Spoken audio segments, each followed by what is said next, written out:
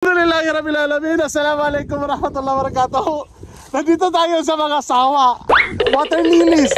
Ay, tama ba? Water lily? Correct me, hindi ko alam kung ano pa anong pangalan nito. Basta importante, sawa is pangalan nito sa amin. At marami siyang bunga. Ay, titignan natin kung may bunga pa. First time ko makapunta sa ganitong halamanan. At hindi ko alam kung anong makukuha natin dito. Magtatawag na lang tayo sa Allah. Kung ano man ang makukuha natin dito. Pero I think may mga natatanaw tayong mga bunga at mga flowers. At ito yan, papakita ko sa inyo ha. So eto na nga, pumunta kami sa mga halamanan ng mga sawa or di ko alam kung water lilies ba talaga ito. Hindi ko rin alam kung anong kakahantungan namin dito, kung meron bang mga snakes dito or mga isda sana mahanap namin dito.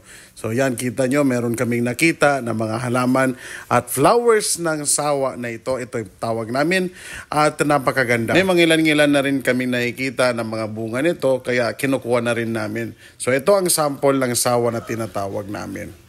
Ito ay parang bunga na pwede mong kainin, pwede mo siyang bungkalin sa loob at makakain mo yung nasa loob. So ito naman yung flowers niya. At dito pala nakukuha itong sawa na kinakain namin noong mga time na kabataan pa namin. Medyo matinik itong mga katawan niya pero okay lang nahawakan. Itong nakuha ko, kukunin ko lang dito dapat ay flowers. Pero meron pala siyang laman na maliit na sawa. Ibibigay ko sa kasama ko kasi alam ko may nililigawan ito eh. Kaya sana madala niya ito sa kanyang nililigawan. Kasi sa itsura pa lang niya, napaka-inspired na. Active at syempre, inspirado.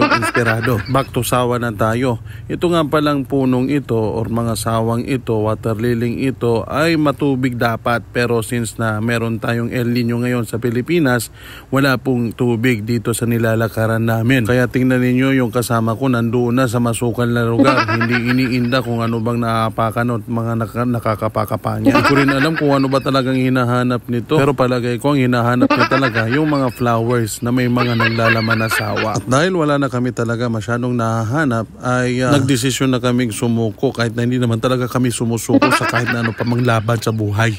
At ito na nga pala yung itsura ng sawa na tinutukoy ko. Meron siyang parang ganito na nakukuha mismo sa loob ng bulaklak na ito. At yun na yung kinakain namin. Binubuksan lang.